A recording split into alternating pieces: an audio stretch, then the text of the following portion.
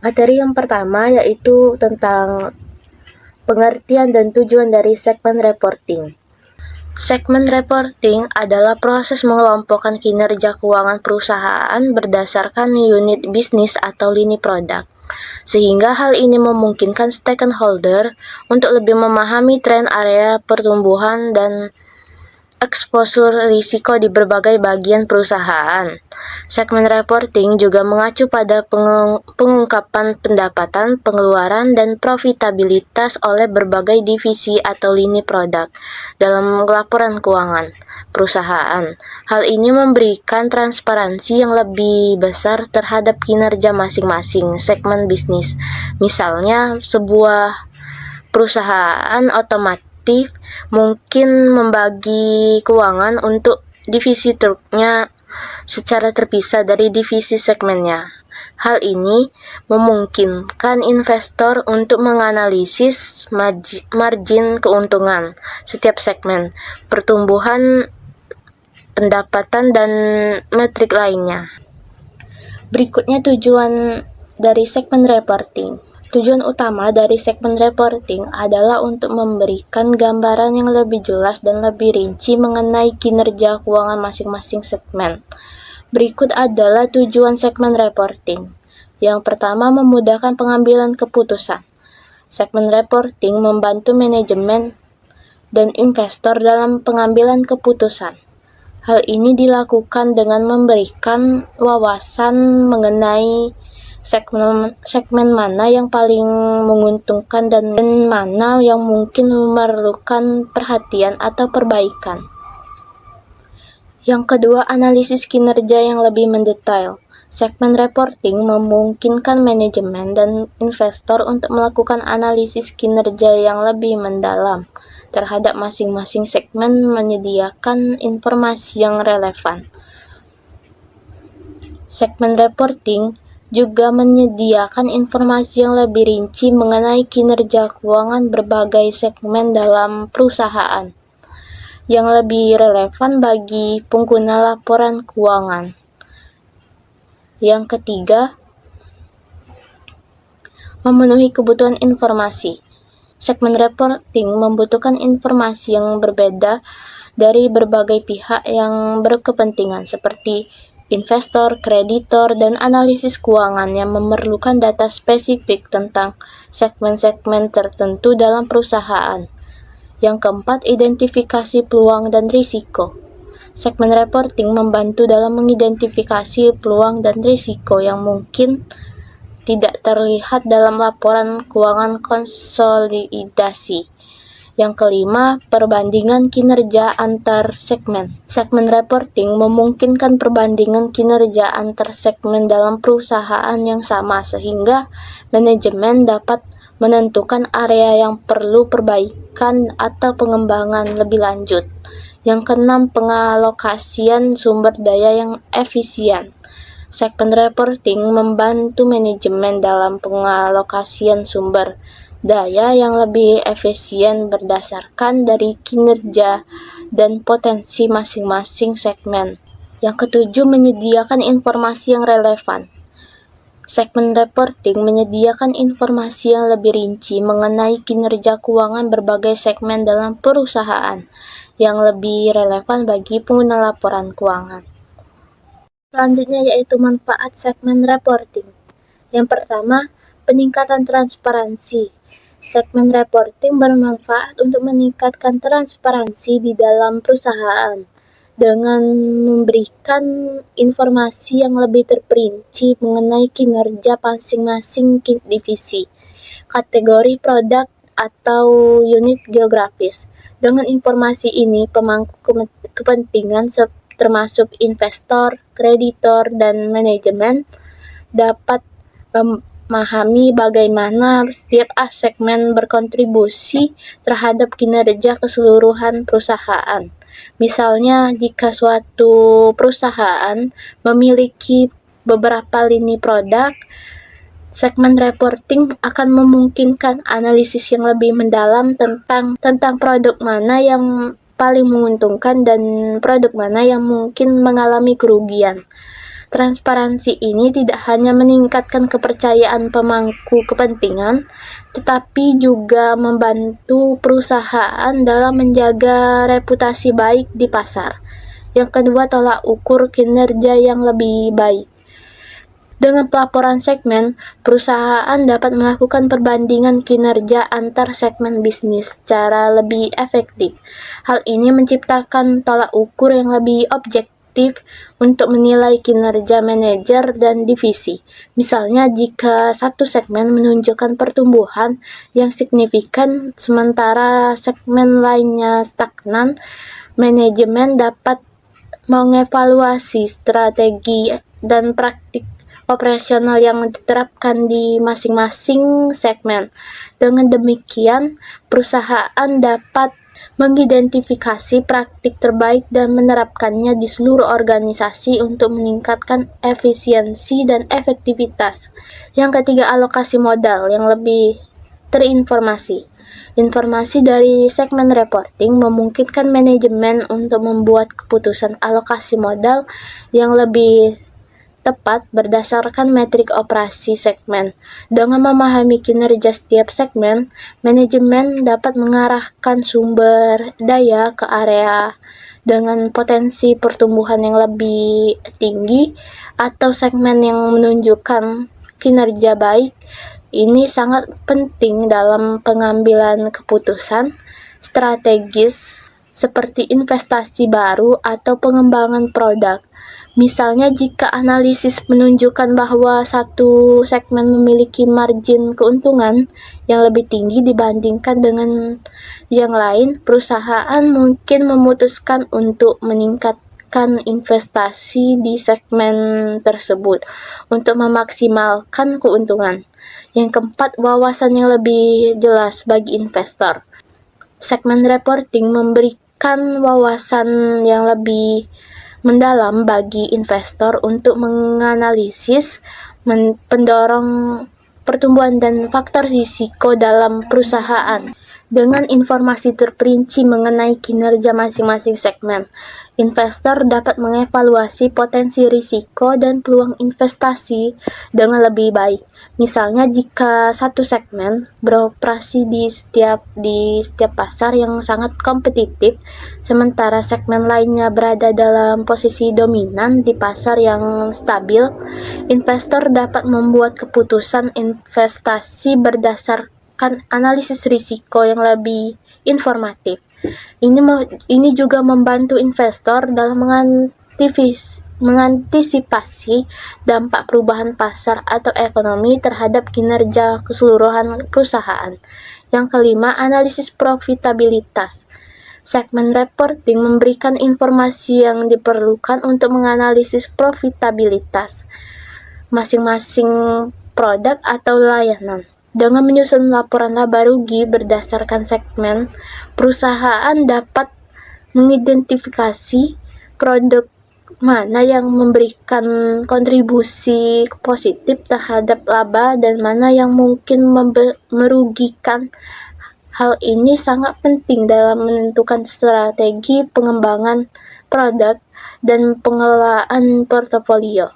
Misalnya, jika satu segmen menunjukkan margin laba yang rendah atau bahkan kerugian segmen, maka manajemen dapat mempertimbangkan untuk meningkatkan penjualan produk tersebut atau bahkan menghentikannya jika tidak ada prospek perbaikan. Dalam konteks ini, laporan laba rugi segmen memungkinkan manajer untuk mengevaluasi kinerja setiap unit usaha secara lebih akurat. Dengan menggunakan metode variable costing, perusahaan dapat menghitung margin kontribusi setiap segmen yang merupakan selisih antara pendapatan dan biaya variabel. Ini memberikan gambaran yang lebih jelas tentang seberapa efisien setiap segmen dalam menghasilkan laba. Yang keenam, umpan balik untuk manajemen. Pelaporan segmen juga bermanfaat sebagai alat umpan balik bagi manajer mengenai kinerja mereka. Dengan informasi segmentasi. Manajer dapat memahami bagaimana keputusan dan tindakan mereka mempengaruhi hasil keuangan masing-masing segmen. Hal ini tidak hanya meningkatkan akuntabilitas, tetapi juga dapat meningkatkan motivasi tim manajemen untuk mencapai target kinerja yang telah ditetapkan. Umpan balik ini sangat penting karena memungkinkan manajer untuk melakukan penyesuaian strategi operasional jika diperlukan. Misalnya jika laporan menunjukkan bahwa biaya di suatu segmen terlalu tinggi tanpa disertai peningkatan pendapatan, maka manajer dapat mencari cara untuk mengurangi biaya atau meningkatkan efisiensi operasional di segmen tersebut. Materi selanjutnya yaitu tantangan dan keterbatasan segmen reporting.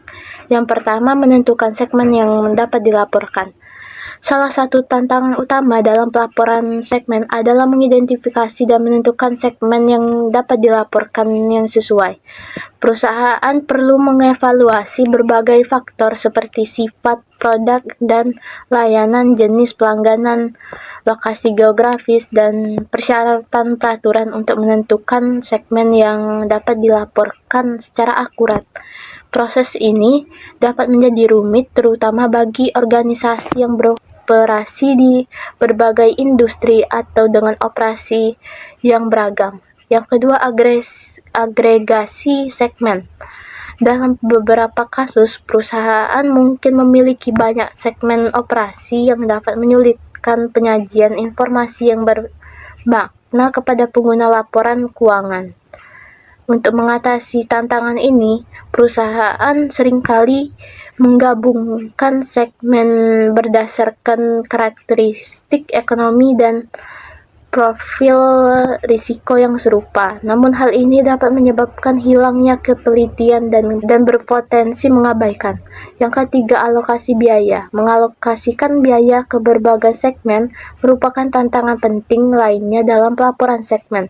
Biaya seperti overhead, penelitian, dan pengembangan dan biaya perusahaan perlu dialokasikan dengan tepat untuk mencerminkan kinerja segmen secara akurat, namun menentukan metode alokasi yang paling sesuai dapat bersifat subjektif dan dapat bervariasi di antara perusahaan. Misalnya perusahaan dengan fungsi penelitian dan pengembangan yang tersentralisasi dapat mengalokasikan biaya secara berbeda dari organisasi yang terdesentralisasi. Perbedaan yang signifikan di antara segmen-segmen tersebut. Yang keempat, kurangnya keterbatasan. Keterbandingan sangat penting bagi penggunaan laporan keuangan untuk membuat keputusan yang tepat. Namun, pelaporan segmen dapat terhambat oleh kurangnya praktik pelaporan yang konsisten dan terstandarisasi di seluruh industri dan perusahaan. Interpretasi yang berbeda terhadap standar akuntansi, persyaratan pengungkapan yang berbeda, dan definisi segmen yang berbeda dapat membatasi keterbatasan informasi segmen. Yang kelima, batasan pengungkapan.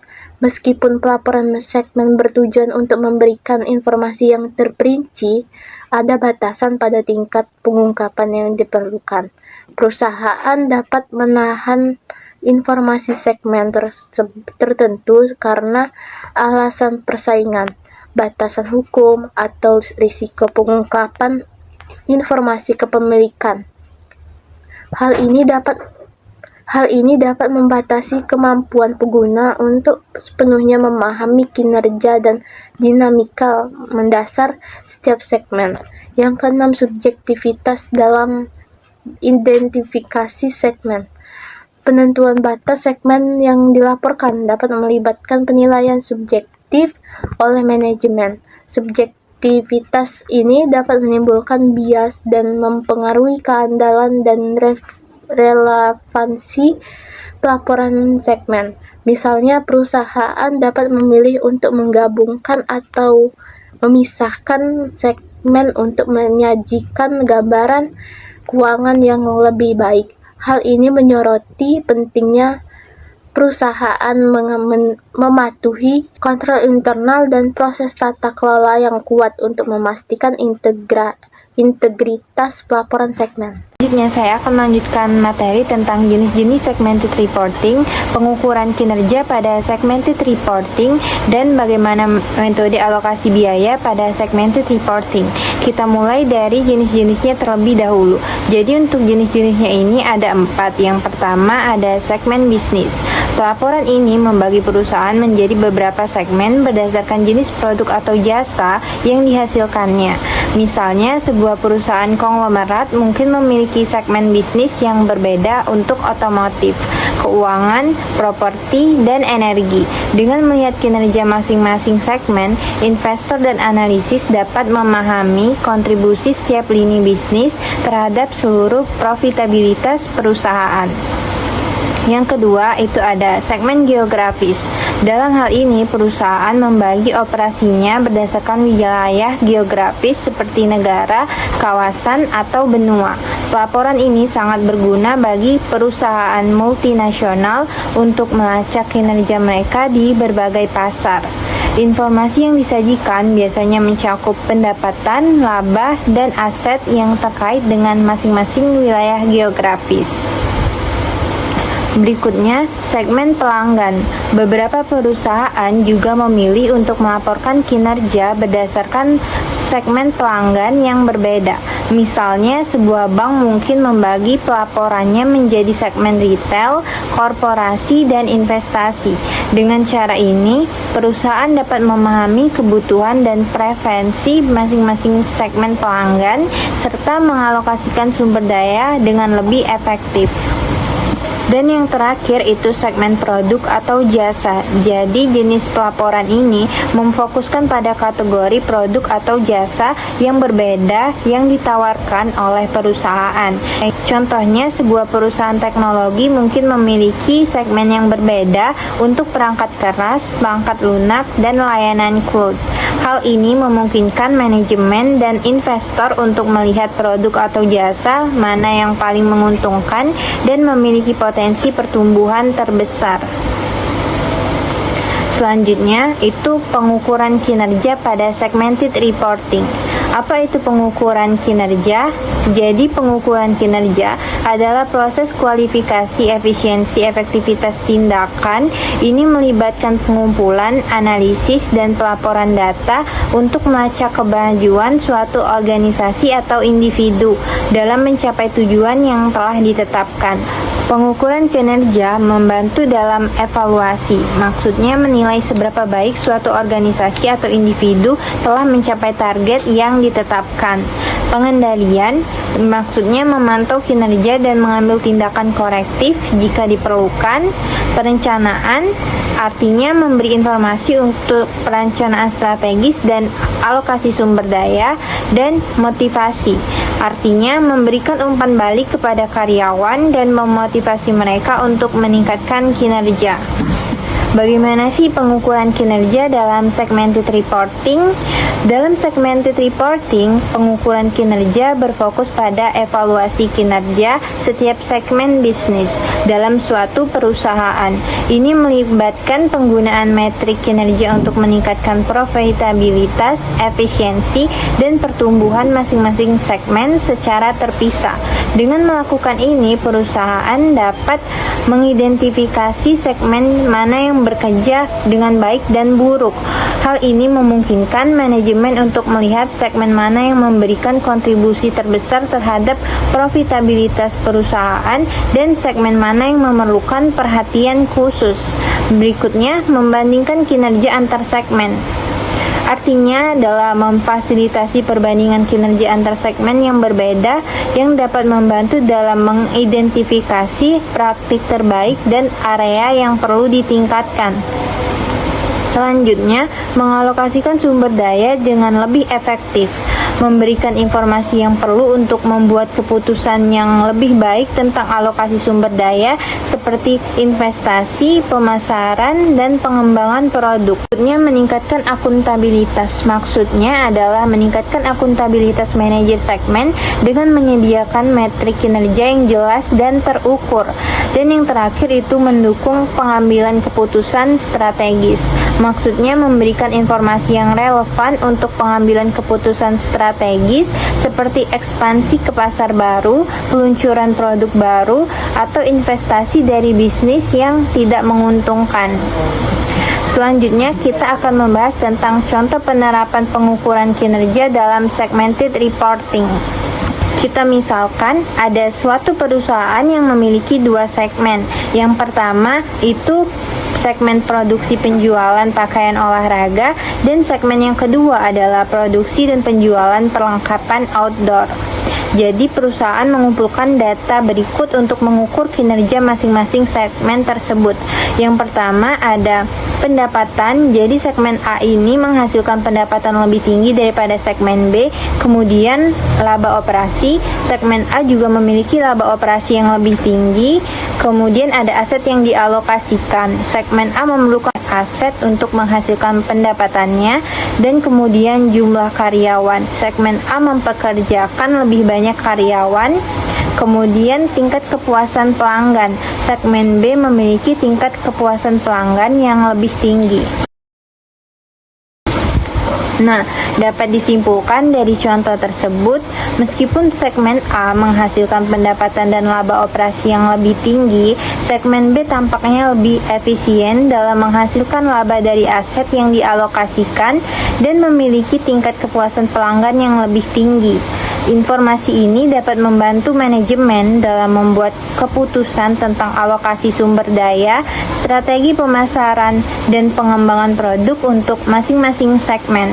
Dengan kata lain, pengukuran kinerja dalam segmen reporting adalah tentang memecahkan kinerja perusahaan menjadi bagian-bagian yang lebih kecil dan terkelola, sehingga memungkinkan analisis yang lebih mendalam dan pengambilan keputusan yang lebih baik.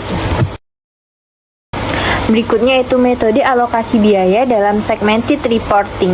Jadi, alokasi biaya adalah proses membagi biaya-biaya tidak langsung atau biaya bersama ke dalam segmen perusahaan.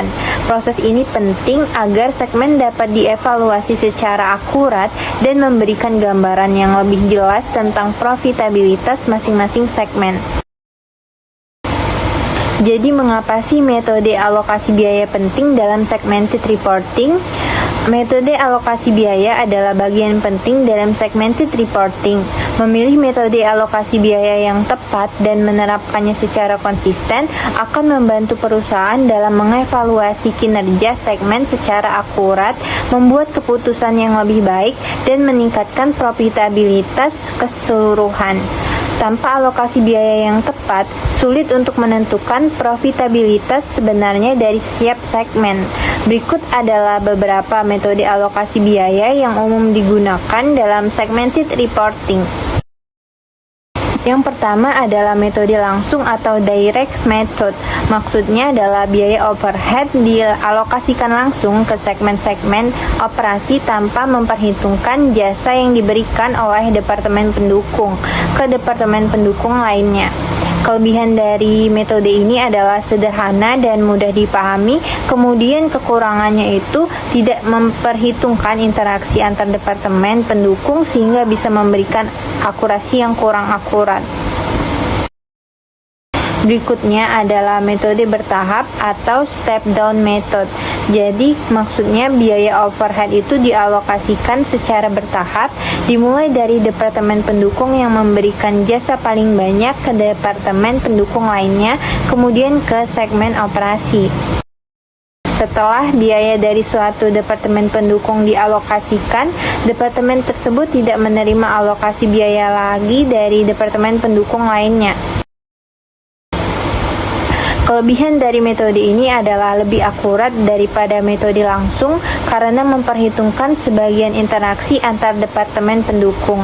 Untuk kekurangannya, masih mengabaikan beberapa interaksi antar departemen pendukung dan urutan alokasi dapat mempengaruhi hasil. Contohnya, biaya dari Departemen TI dialokasikan ke Departemen HR dan segmen operasi. Kemudian, biaya Departemen HR, termasuk biaya yang dialokasikan dari Departemen TI, dialokasikan ke segmen operasi. Selanjutnya, metode yang ketiga itu ada metode timbal balik. Metode ini mengakui sepenuhnya jasa yang diberikan oleh Departemen pendukung ke Departemen pendukung lainnya, membutuhkan penggunaan persamaan simultan untuk menentukan total biaya setiap departemen pendukung, termasuk biaya yang dialokasikan dari departemen pendukung lainnya. Setelah total biaya departemen pendukung ditentukan, biaya tersebut dialokasikan ke segmen operasi. Nah, kelebihan dari metode ini adalah paling akurat karena memperhitungkan semua interaksi antar departemen pendukung. Untuk kekurangannya, lebih kompleks dan membutuhkan perhitungan matematika yang lebih rumit. Contohnya, biaya Departemen TI dialokasikan ke Departemen HR dan sebaliknya, menggunakan persamaan simultan untuk menentukan total biaya masing-masing departemen sebelum dialokasikan ke segmen operasi. Dan yang keempat itu ada activity based costing. Nah, pada metode ini mengidentifikasi aktivitas-aktivitas yang menyebabkan biaya overhead dan mengalokasikan biaya berdasarkan penggunaan aktivitas oleh masing-masing segmen. Kelebihan dari metode ini adalah lebih akurat daripada metode tradisional karena memperhitungkan konsumsi sumber daya yang berbeda oleh setiap segmen. Untuk kekurangannya, membutuhkan analisis yang lebih mendalam dan pengumpulan data yang lebih rinci. Contohnya, biaya pemasaran dialokasikan ke segmen berdasarkan jumlah kampanye pemasaran yang dijalankan untuk setiap segmen. Itu saja pemaparan materi dari saya. Untuk materi berikutnya akan dilanjutkan oleh rekan saya. Jadi, materi selanjutnya ini adalah tentang informasi laporan keuangan segmen yang dilaporkan. Jadi, kegiatan segmen industri dan indikasi mengenai komposisi setiap wilayah geografis yang dilaporkan itu seperti penjualan atau pendapatan operasi lainnya dengan pemisahan antara pendapatan dari pelanggan di luar perusahaan dan pendapatan dari segmen lain. Hasil segmen dan aktivitas segmen yang digunakan dinyatakan baik dalam jumlah uang atau sebagai presentasi dari jumlah yang dikonsolidasikan. Hubungan antara jumlah dari informasi pada segmen-segmen individual ini dan informasi agregat dalam laporan keuangan diperjelas dengan menyajikan rekonsiliasi. Nah, untuk slide selanjutnya ini ada komponen dalam laporan keuangan segmen. Jadi, komponen keuangan segmen ini biasanya mencakup 4 komponen, yaitu pendapatan segmen, beban segmen, hasil segmen, dan aktiva dan kewajiban segmen. Yang pertama, pendapatan segmen.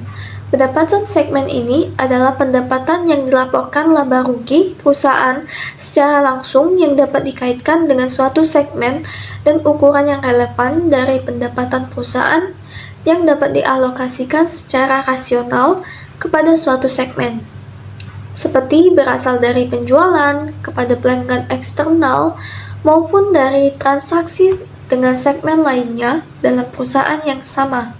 Pendapatan segmen ini mencakup bagian perusahaan atas laba atau rugi pada perusahaan asosiasi, usaha patungan atau joint venture, atau investasi lainnya yang dilaporkan berdasarkan metode ekuitas. Hanya jika pos-pos tersebut dalam pendapatan konsolidasi atau pendapatan perusahaan keseluruhan.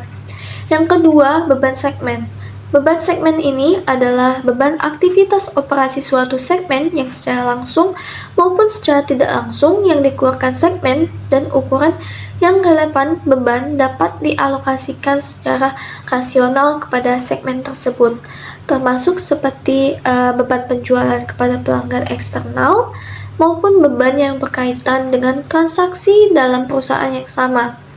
Jadi beban segmen ini juga mencakup bagian peserta usaha atau joint venture juga dalam beban pada entitas yang dikendalikan bersama yang dilaporkan berdasarkan metode konsolidasi secara proporsional sesuai dengan aturan PSAK nomor 12 tentang pelaporan keuangan mengenai bagian partisipasi dalam pengendalian bersama operasi dan aset. Yang ketiga, hasil segmen. Hasil segmen ini adalah selisih antara pendapatan segmen dan beban segmen, dan umumnya beban ini mencerminkan laba usaha. Jadi penghasilan bunga dan beban bunga itu biasanya tidak termasuk dalam hasil segmen, kecuali operasi segmen ini bersifat finansial. Ketika pendapatan dan beban tidak dapat langsung didistribusikan pada suatu segmen, tetapi terdapat dasar alokasi yang layak, maka pendapatan dan beban dapat dialokasikan dengan menggunakan dasar yang layak. Yang terakhir ini adalah aktiva dan kewajiban segmen.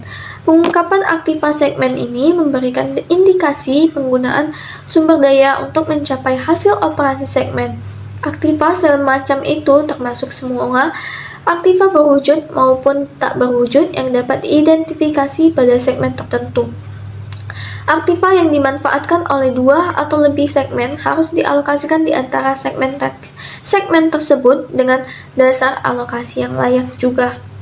Kewajiban ini ditanggung oleh masing-masing segmen, termasuk utang usaha maupun kewajiban lainnya yang dapat diatribusikan ke segmen. Kewajiban biasanya ini tidak dialokasikan karena dianggap berkaitan dengan perusahaan secara keseluruhan atau dipandang meningkatkan hasil pembelanjaan dan bukan hasil operasi. Kemudian slide selanjutnya ini adalah laporan laba rugi segmen. Jadi laporan laba rugi segmen ini menyajikan informasi tentang data-data pendapatan dan beban yang ditanggung oleh perusahaan dalam satu periode tertentu. Segmen ini sudah dijelaskan di awal, jadi segmen ini adalah bagian atau aktivitas dalam suatu organisasi yang berkaitan dengan data biaya, pendapatan atau laba, maupun departemen, divisi, lini produk, dan kelompok pelanggan yang merupakan contoh dari segmen itu. Berdasarkan pengertian tadi, dapat disimpulkan laporan laba rugi ini merupakan laporan yang menyajikan informasi tentang profitabilitas dari masing-masing segmen perusahaan.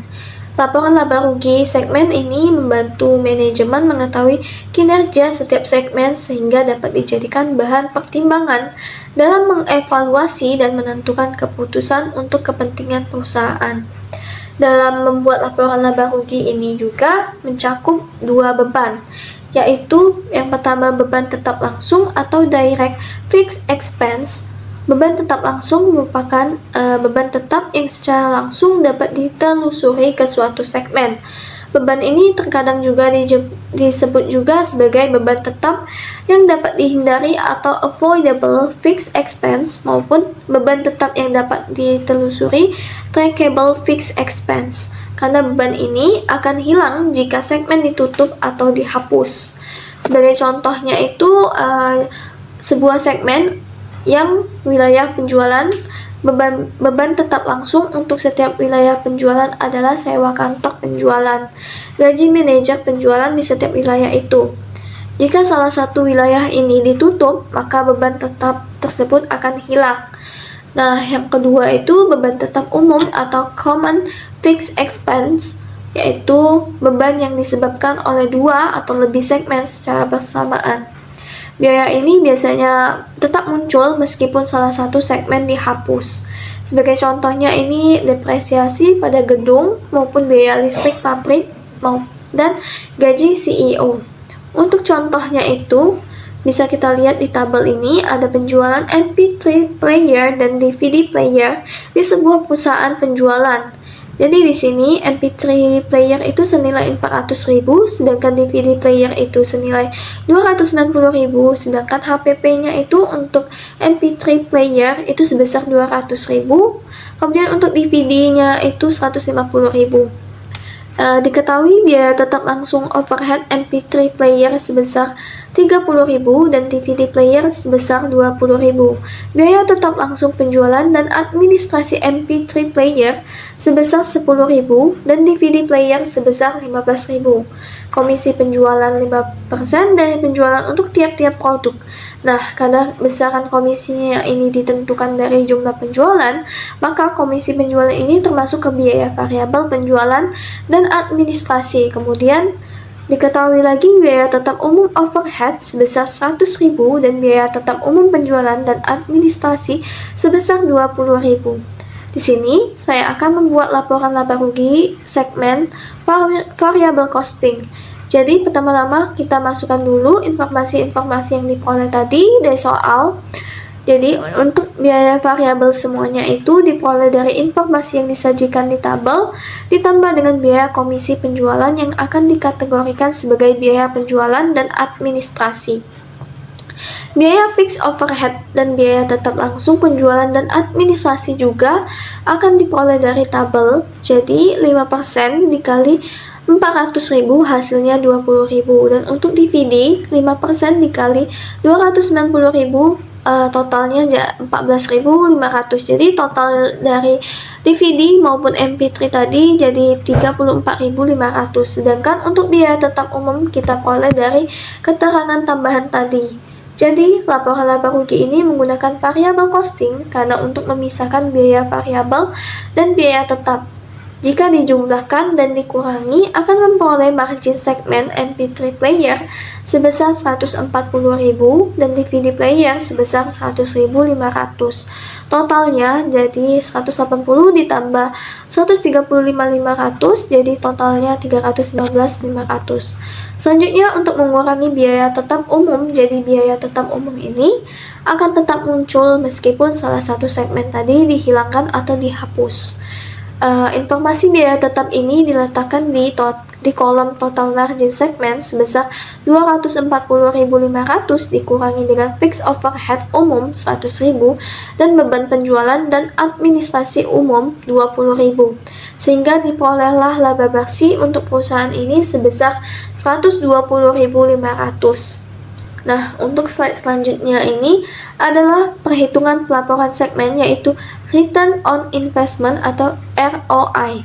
Adalah pelaporan operasi neto dibagi dengan rata-rata aktivitas operasional. Kemudian ada net operating income, adalah total pendapatan ini sebelum dikurangi bunga dan pajak average. Yang mencakup cash, account receivables, inventory, perlengkapan atau peralatan, maupun aset produktif lainnya. Nah, jadi ada tiga cara untuk meningkatkan ROI ini, yaitu meningkatkan penjualan, menurunkan expense, maupun mengurangi aset. Untuk kelebihan ROI ini mendorong manajer untuk fokus pada hubungan antara penjualan, beban, dan investasi, dan mendorong manajer juga untuk memfokuskan pada efisiensi biaya. Kemudian mendorong manajer untuk memfokuskan pada efisiensi aktiva operasi. Sedangkan untuk kelemahan ROI ini antara lain, ROI ini mengakibatkan fokus yang sempit pada profitabilitas divisi dengan mengorbankan profitabilitas keseluruhan dari perusahaan. Dan juga ROI ini mendorong para manajer untuk berfokus pada kepentingan jangka pendek dengan mengorbankan kepentingan jangka panjang.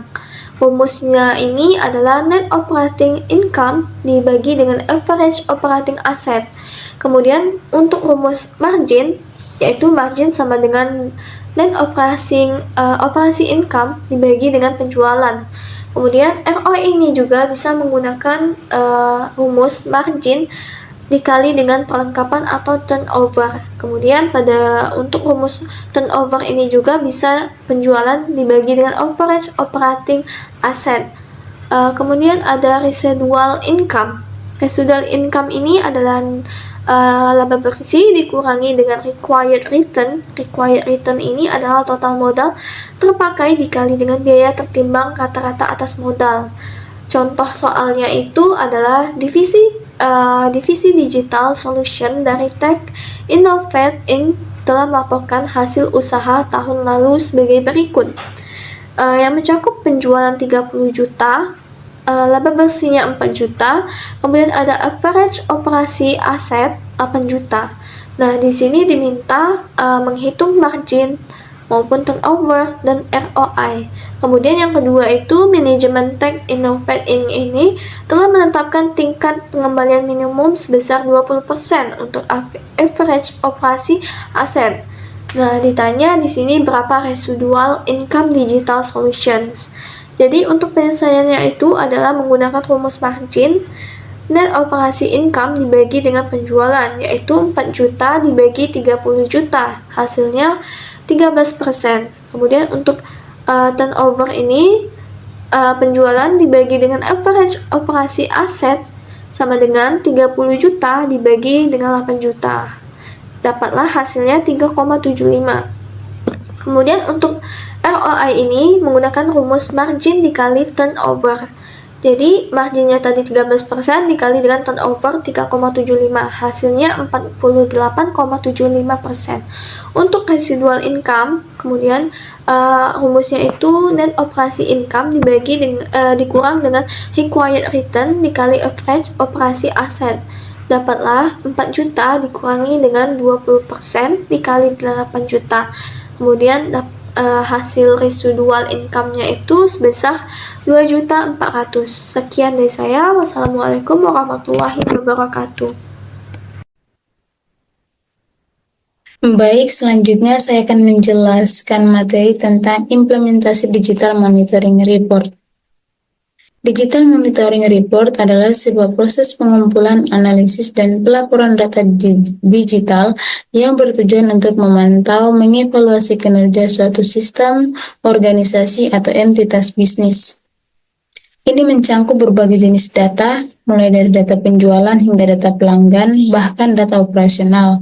Berikut adalah beberapa peran kunci yang dimainkan Digital Monitoring Report. Yang pertama yaitu pemahaman kinerja, di mana Digital Monitoring Report ini memberikan wawasan mendalam tentang kinerja suatu organisasi. Ini memungkinkan manajemen untuk melihat apa yang berjalan dengan baik dan apa yang perlu ditingkatkan. Yang kedua yaitu deteksi masalah, di mana Digital Monitoring Report ini juga membantu mendeteksi masalah atau anomali dalam kinerja dengan cepat. Ini memungkinkan tindakan perbaikan segera diambil. Yang ketiga yaitu pemantauan real time. Salah satu keunggulan utama Digital Monitoring Report adalah kemampuannya untuk memberikan data secara real time. Ini sangat berharga dalam pengambilan keputusan yang cepat. Yang keempat yaitu mengidentifikasi peluang. Digital Monitoring Report ini tidak hanya tentang melihat masalah, tetapi juga tentang mengidentifikasi peluang. Data yang dikumpulkan dapat membantu organisasi untuk mengidentifikasi tren dan peluang pasar. Selanjutnya yaitu mengatasi tantangan dalam implementasi Digital Monitoring Report.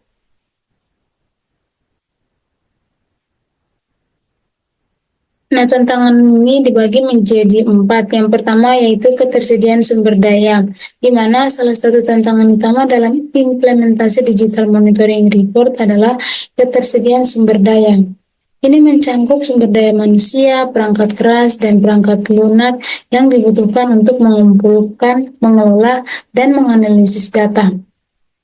Dalam mengatasi tantangan ini, organisasi perlu merencanakan alokasi sumber daya yang baik dan memastikan bahwa staf terlatih dengan baik dalam menggunakan alat Digital Monitoring Report.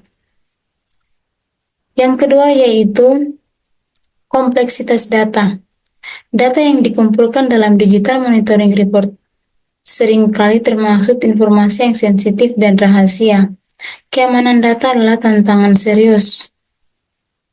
Organisasi harus mengambil langkah-langkah yang diperlukan untuk melindungi data yang tidak sah Ini termasuk ekspedisi data, pengaturan izin akses yang ketat, dan pemantauan aktif terhadap potensi ancaman keamanan.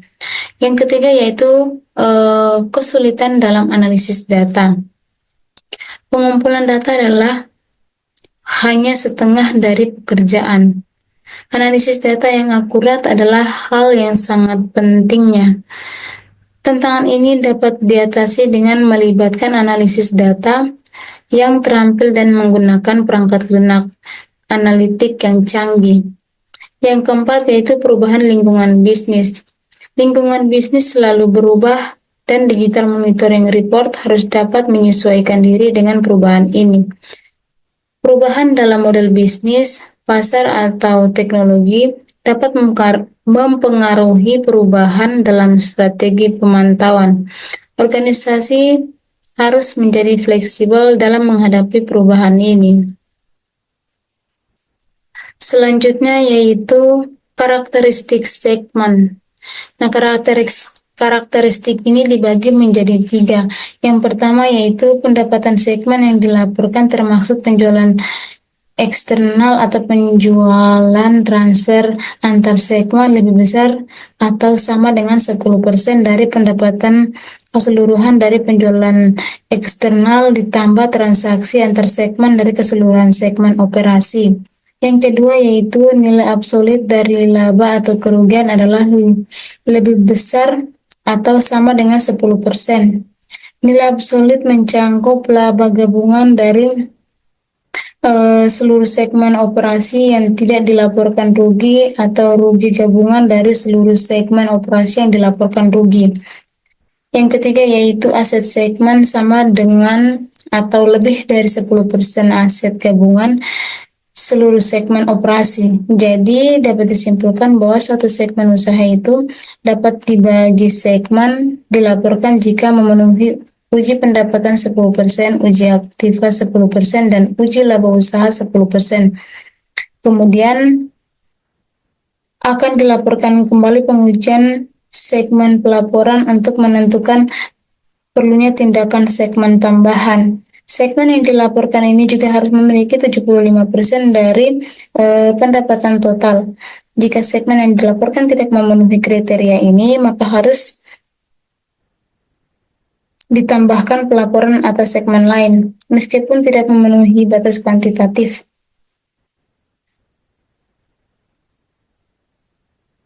Selanjutnya yaitu kita masuk pada contoh. Nah, contoh yang saya ambil ini adalah laporan keuangan tahunan dari PT Adaro Energi, yang mana keterangannya itu penambangan dan perdagangan batu bara, sedangkan pendapatan dari pelanggan eksternalnya itu berjumlah 12,173,007, sedangkan pendapatan antar segmennya itu berjumlah 428,287, sedangkan aktiva segmennya itu berjumlah 16,408,951, sedangkan laba rugi usahanya itu berjumlah 2,559,770. Sedangkan jasa penambangannya itu pendapatan dari pelanggan eksternal itu berjumlah 554,285, sedangkan pendapatan antara segmen itu berjumlah 776,741, sedangkan aktiva segmennya itu berjumlah 4,669,696, sedangkan laba rugi usahanya itu berjumlah 102,445. Sedangkan keterangan lain-lainnya itu berjumlah 169,595, sedangkan pendapatan antara segmennya itu berjumlah 453,145, di mana aktiva segmennya itu berjumlah 6,246,151, di mana laba rugi usahanya itu berjumlah 336,5116, sedangkan keterangan totalnya itu berjumlah sedangkan pendapatan dari pelanggan eksternalnya itu totalnya itu berjumlah 12,896,887, di mana pendapatan antara segmennya itu berjumlah 1,658,173. Jadi aktiva segmennya itu berjumlah 27,324,798, di mana laba rugi usahanya itu berjumlah 2,998,731. Contoh selanjutnya yaitu uji pendapatan, di mana uji pendapatan 10% ini diterapkan dengan menentukan jumlah pendapatan setiap segmen industri, kemudian dibandingkan dengan 10% dari gabungan keseluruhan segmen industri, di mana keterangan pendapat di mana keterangannya itu penambangan dan perdagangan batu bara, sedangkan pendapatan dari pelanggan eksternal itu berjumlah 12,173,007, di mana pendapatan antara segmennya itu berjumlah 928,287, di mana pendapatan dari pelanggan eksternal dan pendapatan antara segmen itu jauh lebih besar dibandingkan nilai uji. Maka uji pendapatan itu perlu dilaporkan. Sedangkan jasa penambangannya itu pendapatan dari pelanggan eksternal itu berjumlah 554,285, sedangkan pendapatan antara segmennya itu berjumlah 776,741. Jadi pendapatan dari pelanggan eksternal dan pendapatan antara segmen itu jauh lebih kecil dibandingkan dengan nilai uji, maka tidak perlu dilaporkan. Sedangkan keterangan lain-lainnya itu berjumlah pendapatan dari pelanggan eksternalnya itu berjumlah 169,597, di mana pendapatan antara segmennya itu berjumlah 953,145, di mana pendapatan dari pelanggan eksternal dan pendapatan antara segmen ini jauh lebih kecil dibandingkan nilai uji, maka tidak perlu untuk dilaporkan. Maka total pendapatan dari pelanggan eksternalnya itu berjumlah 12,896,887, sedangkan pendapatan antar segmennya itu berjumlah 1,658,173. Selanjutnya yaitu contoh uji aktiva, di mana uji aktiva ini dilakukan dengan membandingkan jumlah aktiva masing-masing dengan segmen 10% dari total aktiva semua segmen usaha. Keterangannya itu penambangan dan perdagangan batu bara, sedangkan aktiva segmennya itu berjumlah 16,408,951,00, di mana aktiva segmen itu jauh lebih besar dibandingkan nilai di mana jumlah aktiva segmen itu jauh lebih besar ketimbang nilai uji, maka perlu dilaporkan. Selanjutnya yaitu jasa penambangan, di mana aktiva segmennya itu berjumlah 4,669,696,00, di mana aktiva segmennya itu lebih besar dari nilai uji, maka perlu untuk dilaporkan. Sedangkan keterangan lainnya itu aktiva segmennya itu berjumlah 6,246,151,00. Sedangkan aktiva segmennya itu jauh lebih besar ketimbang nilai uji, maka perlu juga untuk dilaporkan. Selanjutnya yaitu uji laba usaha. Nah, dalam penerapan uji laba usaha untuk mengidentifikasi segmen yang perlu dilaporkan, nilai absolut laba atau rugi operasional suatu segmen yang dibandingkan dengan 10% dari yang lebih besar antara laba operasional gabungan semua segmen usaha yang menghasilkan laba atau rugi operasional gabungan semua usaha. Yang itu keterangan pendapatan dan perdagangan batu bara. Nah, laba operasional segmen usahanya itu berjumlah 2,559,77, sedangkan rugi operasional segmen usahanya itu 0. Sedangkan laba operasional segmen usaha dan rugi operasional segmen usahanya itu jauh lebih besar ketimbang nilai uji, maka perlu untuk dilaporkan. Sedangkan jasa penambangannya itu laba operasional segmen usahanya itu berjumlah 102,445, sedangkan rugi operasional segmen usahanya itu berjumlah 0. Maka laba operasional segmen usaha dan rugi operasional segmen usaha itu lebih kecil dibandingkan nilai uji, maka tidak perlu untuk dilaporkan. Sedangkan keterangan lain-lainnya itu berjumlah 336,516, sedangkan rugi operasional segmen usahanya itu 0, maka laba operasional segmen usaha dan rugi operasional segmen usaha usaha itu jauh lebih besar ketimbang nilai uji, maka perlu untuk dilaporkan. Selanjutnya yaitu telah ulang perlunya pelaporan, maka uji coba pendapatan. Nah, segmen jasa penambangan dan segmen lain-lainnya tidak memenuhi kriteria 10% untuk memenuhi jenis pengujian penentuan segmen yang perlu dilaporkan, sehingga segmen yang perlu dilaporkan adalah penambangan dan perdagangan batu bara. Selain itu, segmen yang dilaporkan itu harus memiliki 75% dari total pendapatan konsolidasi.